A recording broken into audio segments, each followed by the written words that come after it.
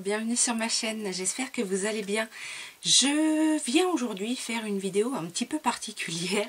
Alors, bon, si vous êtes comme moi et que vous retournez régulièrement dans votre maquillage, que vous regardez un petit peu votre collection, etc., vous vous rendrez compte certainement que vous avez des produits qui sont assez anciens et que vous n'avez pas utilisé depuis belle lurette, comme dirait Paulette.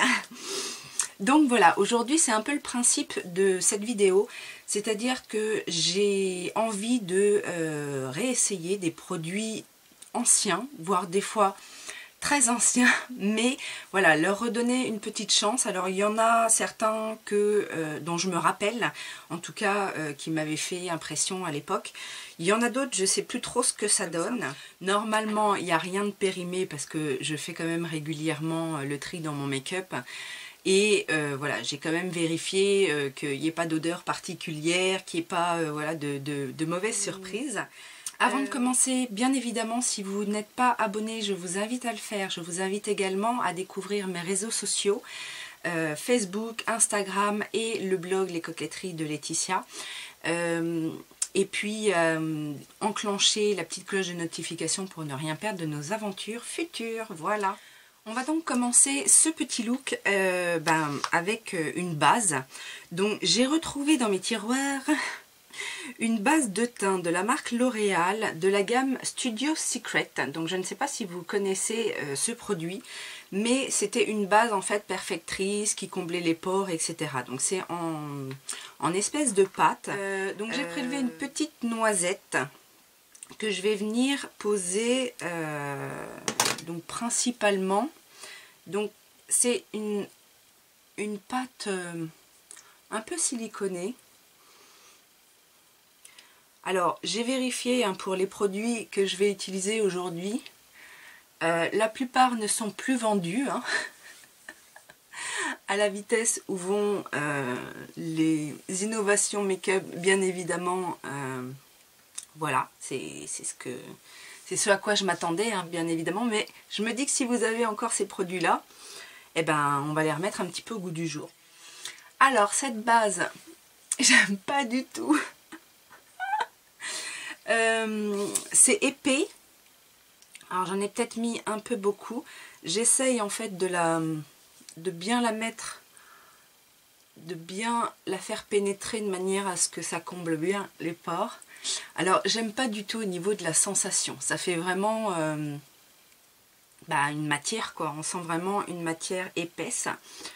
Après au niveau du rendu, effectivement ça floute un petit peu les pores et les ridules, mais voilà, après à savoir est-ce que ça va pas faire foirer le maquillage du teint, je ne sais pas. Le fond de teint justement, j'ai choisi un fond de teint minéral en fait, Bébé Foundation de la marque Hunt Color. Le site existe toujours, ça c'est déjà un bon point, mais ce fond de teint n'existe plus. Ils en ont d'autres, mais celui-là n'existe plus. Donc je me rappelle qu'il fallait bien le secouer en fait, parce que comme c'est une base minérale, pour bien mélanger les pigments, en fait, il faut bien la secouer. Alors, la teinte est un peu claire, mais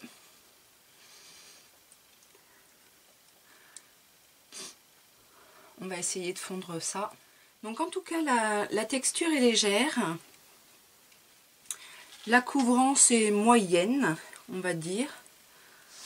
Et le rendu est plutôt pas mal. Donc ça, déjà, c'est un bon point. En anti-cerne, j'ai retrouvé, pareil, c'est un produit minéral de la marque Maybelline. Donc c'était la gamme Pure Cover Minéral, donc anti-cerne. Donc c'est cela. Je ne sais pas si ça vous parle. J'ai vérifié, on arrive encore à en trouver sur les sites du genre eBay, Amazon, etc. Mais de mémoire, ce produit-là était un bon produit. Je sais que je l'ai assez souvent utilisé. Ça sent rien. Mais je sais que je l'aimais bien. Donc on va voir. Je vais en mettre aussi un petit peu sur les imperfections. Un petit peu là. Encore une fois, la teinte est un peu claire. Alors je sais pas si c'est parce qu'à l'époque j'avais la peau plus claire ou si j'aimais bien me pâlir. Ah ouais, là j'ai l'air toute blanche. Bon, c'est vrai qu'avec les retours de lumière à la caméra ça fait très pâle, mais bon, je suis quand même assez pâle. J'avoue que les couleurs sont peut-être pas adaptées à ma carnation du moment, mais en tout cas le produit est pas trop mal. Bon, après je le trouve pas très couvrant, mais en tout cas il n'y a pas trop d'effet de matière, ça va. En termes de poudre, j'ai retrouvé également, je pense que c'est l'une de mes plus anciennes poudres transparentes, un produit de chez PB Cosmétiques. Donc ça j'ai vérifié, ça existe toujours, le site existe toujours, hein, PB Cosmétiques. J'ai eu l'impression, parce que PB Cosmétiques en fait c'est arrivé un peu en même temps que ELF en France. C'était du maquillage pas cher à 1 €, etc. J'ai vérifié, la poudre coûte quand même 15 € je crois. Donc c'est 20 grammes de poudre, donc c'est vrai que c'est un grand contenant, mais j'avais l'impression qu'à l'époque c'était beaucoup moins cher. C'est une poudre enfin, blanche, transparente, et on va poudrer le teint avec. Alors elle fait son job, après je trouve le rendu assez naturel, ça n'a pas du tout plâtré le teint. Après 15 €, je trouve que ça fait cher pour une marque dite pas chère. Ah oui, donc j'ai vérifié, la You Are Cosmetics, il n'y a que 10 grammes, effectivement, mais c'est un peu le même genre de poudre. Donc après, voilà, à voir, je sais plus à combien elle était, la You Are Cosmetics, elle n'était pas à 6 € ou quelque chose comme ça. Mais en tout cas, en termes de rendu, c'est exactement la même chose. Après, rien de transcendant. Le toucher du coup de la peau est assez velouté. Mais voilà, c'est une bonne poudre, je trouve. Bronzer, alors ça c'est sûr, ça n'existe plus. C'est, alors j'en ai plusieurs en plus, hein, j'ai plusieurs gammes. Ce sont les bronzers de chez Agnès B. Donc en fait j'étais une grande fan des créateurs de beauté à l'époque, et notamment de la marque Agnès B. Je pense que j'ai tout essayé chez eux. Et donc ils faisaient de jolis bronzers. Donc celui-ci se présente comme ça. Donc il y a le bronzer, il y avait une petite fleur illuminatrice. Ça fait belle lurette que je ne l'ai pas testé. On va voir ce que ça donne. Donc je mélange les deux couleurs. Bah déjà il fonctionne encore, parce qu'il aurait pu complètement sécher, mais non, il a encore du pigment. Alors cela dit, j'en avais essayé un autre il n'y a pas très longtemps, qui fonctionnait aussi très bien, donc et avec lequel je n'ai pas fait de réaction, bien évidemment. Donc après, petite astuce en fait, je ne sais pas si vous le faites, moi ça m'arrive, alors je vous dis, hein, je ne fais pas ça tous les 6 mois non plus, mais sur mes anciens produits, j'avoue que des fois, je les stérilise, enfin je les vaporise de... Les produits poudre, hein, on s'entend. Je les vaporise en fait d'alcool à 70. Alors, juste un pchit en fait, mais du coup ça va enlever les bactéries autour, sur le produit et autour du produit, et ça permet justement de garder ces produits un petit peu plus longtemps. Alors la petite fleur ne donne... Enfin, il y a juste un petit voile lumineux, mais ça fait pas du tout... irisé. Il y avait des bons produits quand même à l'époque. En blush, j'ai retrouvé un blush que j'adorais. Je l'ai très souvent utilisé. Alors, c'est une marque qui existe toujours, j'ai vérifié. C'est une marque qui se trouve difficilement en France. Mais par contre, apparemment, sur des sites anglais, j'ai retrouvé certains produits. J'ai trouvé des produits de la marque aussi. Je ne sais plus si c'est sur Notino. Mais en tout cas, voilà, la marque c'est Stendhal Cosmetics. Donc c'est un blush en fait avec des petites billes comme ça. Donc le pot était rempli de billes. Donc là elles sont toutes petites maintenant. Je l'ai très souvent utilisé, mais je trouve le rendu de ce blush très naturel. Et ça faisait une éternité que je ne l'avais pas utilisé. Donc en fait, comme les billes déposent pas mal de poudre, je prends dans le capuchon, je trempe mon pinceau. Et après... je viens mettre mon blush. Mais je le trouve très joli, très naturel. En plus, la couleur se construit bien en fait. Et puis bah, du coup, ça dure quand même assez longtemps hein, avec le système des petites billes comme ça. Regarde. Au niveau highlighter, alors highlighter, les plus anciens que j'ai retrouvés, ce sont en fait des shimmer powder de chez Maybelline. En fait, ils faisaient ça. Alors, c'est pour... à l'époque, il n'y avait pas d'highlighter en fait. C'était des poudres scintillantes comme ça qu'on pouvait trouver. Alors, il y en a pour toute une vie, hein, puisque chaque boîte fait 25 grammes. Je sais que j'avais une copine qui les aimait bien, donc je lui faisais des petits pots en fait. À chaque fois que je la voyais, je lui faisais des petits pots pour qu'elle puisse les utiliser. Et donc j'ai la teinte satin ici qui est plutôt rose gold, et j'ai la teinte soie là qui est plus blanche. Et en fait j'ai retrouvé, hein, ça se vend aussi, je crois que j'en ai vu sur Amazon. Alors c'était pas très pratique parce que vous allez voir que quand on l'ouvre, tout s'envole. Mais ça a un très bel effet. Ça a un très bel effet. Et dans mes anciens highlighters également, donc les ancêtres des highlighters qu'on connaît maintenant, j'en ai retrouvé un de la marque Stila, donc qui se présentait comme ça, qui est discontinué, hein, celui-ci. Maintenant, ils en ont d'autres, de toute façon, ça se retrouve. Et c'est la teinte Gold. Et de mémoire, celui-ci était assez naturel, en fait. Ça, je sais que je l'utilisais en balayant, en fait, comme il est très naturel. Je le mettais plus en poudre de finition illuminatrice. D'ailleurs, ils mettent poudre lumière finition. Donc, voilà. Les Maybelline ressemblent plus en fait à ce qu'on appelle un highlighter aujourd'hui. Donc je crois que je vais mettre celui-là. On va voir ce que ça donne.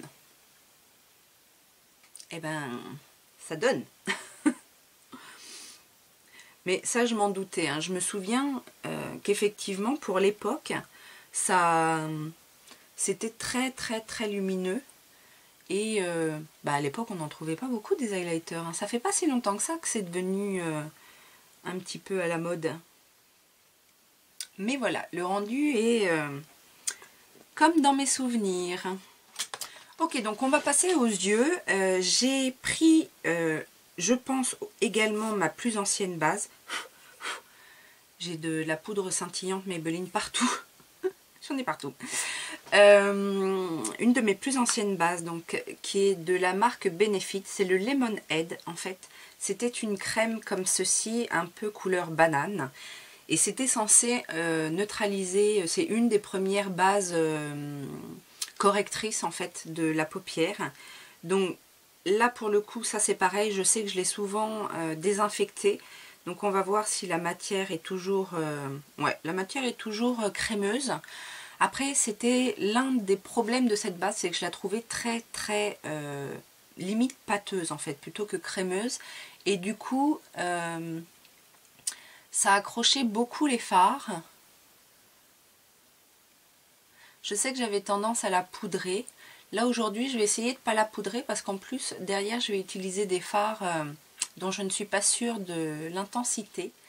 Alors, pour les yeux, je vous ai retrouvé des choses... Je parlais de l'autre jour des fards à paupières NYX, donc effectivement moi quand j'ai découvert à l'époque un site américain qui s'appelait Cherry Culture, qui vendait beaucoup de maquillage pas cher, j'ai beaucoup acheté chez eux, et notamment des produits NYX, puisque à l'époque on ne trouvait pas les produits NYX en France, et j'ai acheté en fait des petits trios de couleurs, et puis un jour je me suis retrouvée avec... beaucoup de trios et je me suis dit bah tiens je vais les dépoter et les mettre dans une grande palette, et donc ça a donné ça. Donc j'avais plusieurs palettes comme ça et je vous avoue que j'en ai jeté, honte à moi. Alors j'en parlais il n'y a pas longtemps avec Danisha justement, parce que ben, les fards dépotés comme un bourrin, tout pété, cassé, tordu, etc. À un moment donné, vu ma collection, je me suis dit c'est pas la peine de garder ça. Et donc du coup, je me suis séparée de pas mal de palettes. Mais en gros, ça donnait ça. Voilà, donc je les avais dépotés, je les avais tous mis en... Alors je les ai beaucoup utilisés, hein. Franchement, ils sont tous plus ou moins creusés. Et à l'époque, j'adorais ces fards à paupières, hein. Je crois que j'en avais 3 palettes. Le trio NYX n'existe plus, enfin on arrive à en trouver encore sur eBay US ou des sites comme ça, mais en tout cas NYX ne les commercialise plus. Je vais commencer avec ce petit fard là. Est-ce que j'ai... Oui. En tout cas, en termes de pigmentation, je suis pas déçue. Je le suis moins en tout cas que ma palette de neutre. Je vais intensifier avec un fard un peu marron dans le creux de paupière.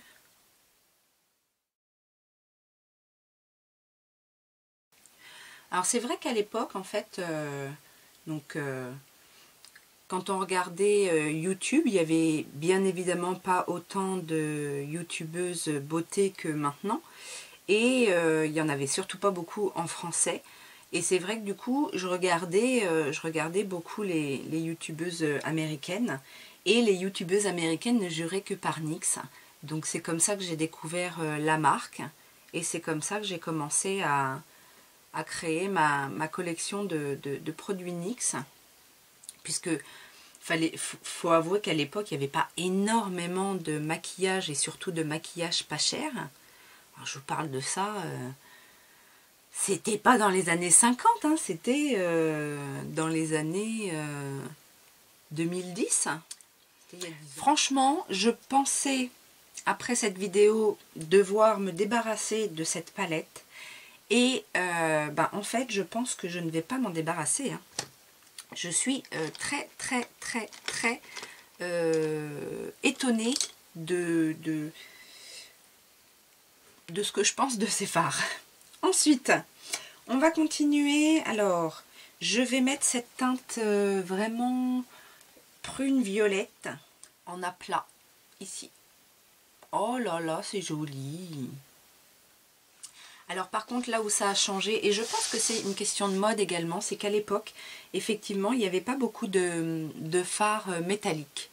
Les fards étaient plutôt mat ou satinés, et il n'y avait pas vraiment... Il y en avait avec des paillettes, mais il n'y avait pas énormément de fards satinés, en tout cas...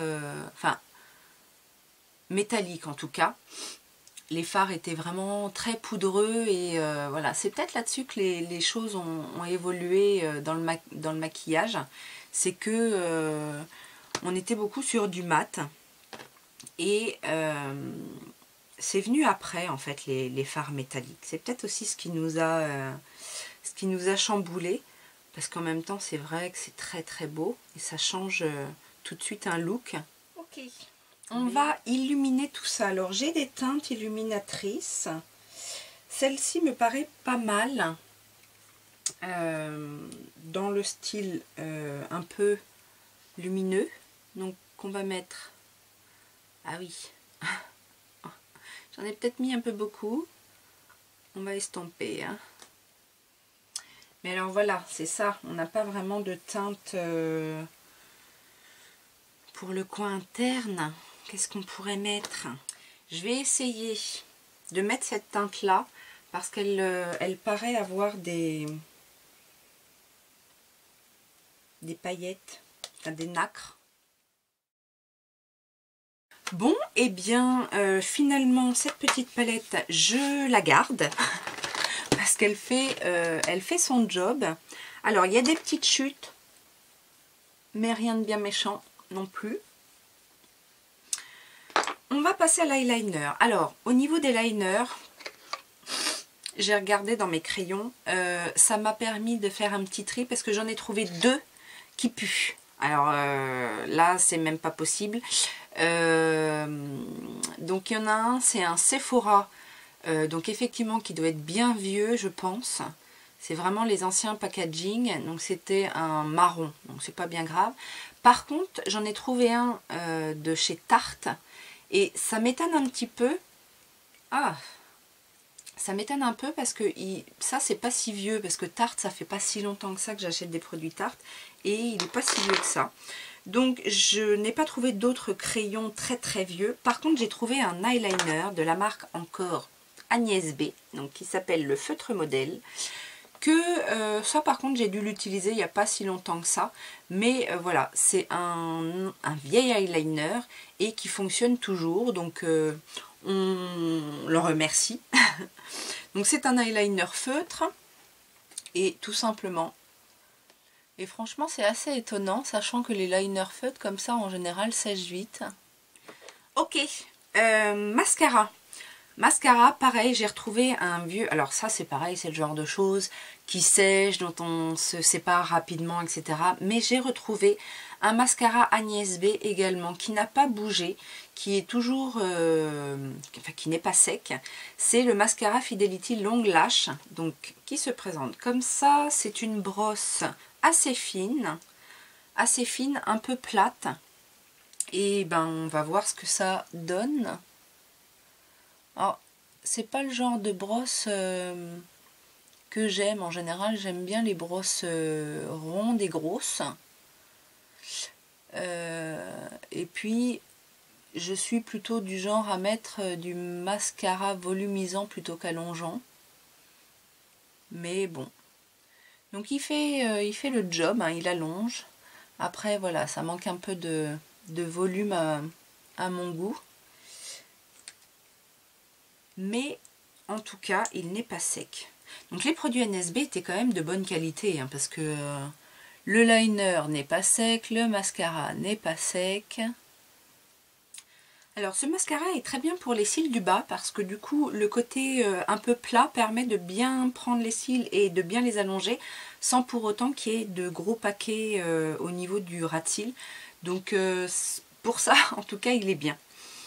On va passer maintenant aux sourcils. Alors, les sourcils, je pense que ce que j'utilise en ce moment, là, l'Eyebrow Kit de chez ELF, est l'un des produits les plus anciens que j'ai. Mais j'ai retrouvé un autre produit de chez Agnès B, toujours, donc c'est un petit pot comme ça, qui s'appelle Sourcil Fidelity. Gel poudré waterproof. Vous savez, je ne suis pas forcément la meilleure au niveau des sourcils. Et je vous avoue qu'il faut que ce soit simple. Et alors, ce produit, vu l'état du pot, je pense que je ne l'ai jamais utilisé. Donc on va voir ce que ça donne. Gel, je ne suis pas sûre que ce soit un gel. J'ai l'impression que ça a plutôt l'air d'une poudre sèche. Après, est-ce que c'est le genre de produit qu'on peut éventuellement faire renaître avec genre du Duraline? Je sais pas. Alors.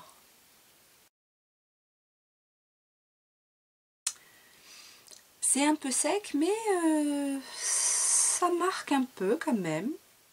Ça marche, hein. Si on compare avec l'autre, c'est plutôt pas mal. Je trouve ça même mieux que mon truc ELF. J'ai peut-être trouvé ma nouvelle routine sourcils. Non, franchement, je trouve ça... Alors, c'est un peu plus long. Mais en même temps, je trouve que c'est long si on veut se faire de beaux sourcils. C'est un truc que je trouve long à faire. Et pas compliqué, mais minutieux, en fait. C'est ça. Je sais pas ce que vous en pensez, mais je trouve que c'est pas mal. En plus, le résultat est plutôt naturel. C'est... Alors ça, c'est le genre de choses, par contre, faut fixer avec un gel à sourcils, non? Alors ça, c'est pas un vieux truc, mais c'est le seul gel à sourcils que j'ai. Voilà. Faut pas que ça bouge. Les lèvres. Ah, les lèvres. J'ai trouvé l'ancêtre du liquid mat. Oui, j'ai trouvé. Alors, avant de parler de ça, j'ai trouvé un produit de chez Benefit qui s'appelle Lip Plump, qui est censé être une base pour les lèvres repulpante. Donc je ne me souviens pas du tout avoir utilisé ce produit là, mais quand je le mets sur ma main, c'est comme une espèce de pâte un peu collante. Non, franchement, ça ne m'inspire pas confiance. C'est pas que ça pue, mais c'est la texture en fait. C'est trop collant. Je vais pas mettre ça sur mes lèvres. Allez, Warrior, on essaye. Par contre, j'ai vraiment l'impression qu'il faut pas en mettre beaucoup. En mettre un peu et après l'étirer. Alors ça efface les lèvres. Ah bah elle va être pulpée. Alors après, je sais pas vous, mais moi quand on me dit lèvres pulpées, j'ai toujours l'impression que ça va piquer.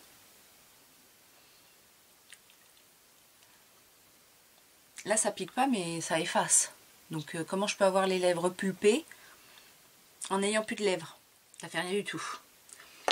Ça par contre ça va aller à la poubelle.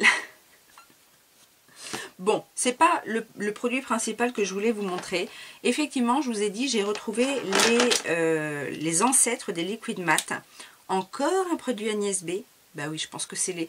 En fait, c'est les produits les plus anciens que j'ai parce que déjà, j'avais pratiquement tous leurs produits. Et puis qu'ils ont bien vieilli. Donc, à chaque fois que j'ai fait le tri, je les ai pas jetés. Et puis que, comme ça n'existe plus, c'est aussi collector, quoi. Donc, ce sont les Cinémates, en fait, de Agnès B. Je pense, franchement, si je me souviens bien... que ça a été l'une des premières marques à proposer ce genre de fini mat en termes de rouge à lèvres et surtout en rouge à lèvres liquide. Après, si vous avez vous un meilleur historique que moi par rapport à ce produit, n'hésitez pas à en parler, ça m'intéresse. Je sais que je les aimais beaucoup à l'époque. Est-ce que ça va faire par rapport à toutes ces nouvelles technologies de rouge à lèvres mat, est-ce que ça va avoir le même impact aujourd'hui? Je me le demande, donc on va tester ça tout de suite. Et j'ai bien envie par rapport à mon make-up de mettre cette petite teinte qui s'appelle... Comment elle s'appelle? Comment tu t'appelles? Comment tu t'appelles? Je m'appelle Prune Claudia. Ok. Donc... Et puis c'est pratique parce que comme je vois plus mes lèvres, je ne sais pas trop où je vais mettre du produit. Ah, en plus ça fait dégueu, hein. Ça fait des paquets. Ça va niquer mon rouge à lèvres.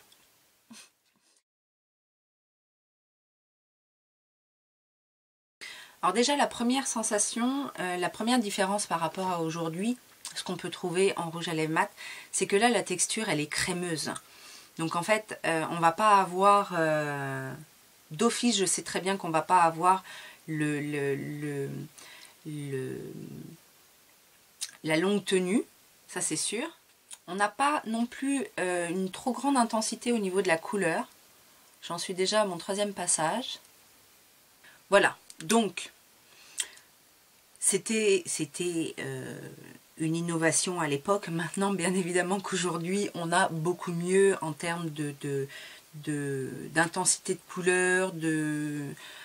Alors par contre, je peux pas renier là-dessus, la texture est super confortable. Là, il n'y a pas photo comme on dit. Après, au niveau du rendu, je ne dirais pas que c'est du mat, comme on peut le voir aujourd'hui. C'est plutôt un velouté, un velvet, enfin un satin. Non, pas satin, velvet. C'est vraiment un côté poudré. Voilà, j'ai trouvé le mot. Ça a un côté effectivement rouge à lèvres un peu poudré qui à l'époque ressemblait à du mat puisque à l'époque tout était satiné ou brillant ou glossy. Donc on ne peut pas lui enlever ça. Après bien évidemment ça n'est pas sans transfert, ça n'est pas... C'est un rouge à lèvres en fait liquide, velouté. On fait beaucoup mieux aujourd'hui en mat, ça c'est sûr. Est-ce qu'on a tout testé? De tout ce que j'ai sorti, on a tout testé. Eh bien voilà, conclusion, il faut donner une chance aux vieux. C'est pas parce que j'approche de la quarantaine que je dis ça, hein. Non, non, non, non, pas du tout. Mais il ne faut pas oublier qu'une collection, ça commence par quelque chose et bien souvent, ce quelque chose, à un moment donné, nous a attirés. Donc pourquoi il ne nous attire plus? Vraiment, je souhaite faire passer ce message à vous les filles. Allez voir dans le fond de vos tiroirs, tout simplement. Il y a des pépites et s'il n'y a pas de pépites, il y aura des choses achetées. Donc ça, dans un sens comme dans l'autre, ça fait du bien. Donc allons-y. J'espère que cette vidéo vous a plu. N'hésitez pas à me dire, vous, quel est votre produit ancêtre qui vous séduit toujours, si vous en avez un. Et à me dire si ce genre de vidéo vous plaît. Et du coup, je ressortirai plus souvent des vieilleries. De manière à voilà, redonner vie à ces produits qui à un moment donné nous ont plu. Je vous fais plein de gros bisous, je vous laisse une petite playlist et n'hésitez pas à vous abonner si ça n'est toujours pas fait. Je vous dis à très bientôt, ciao ciao.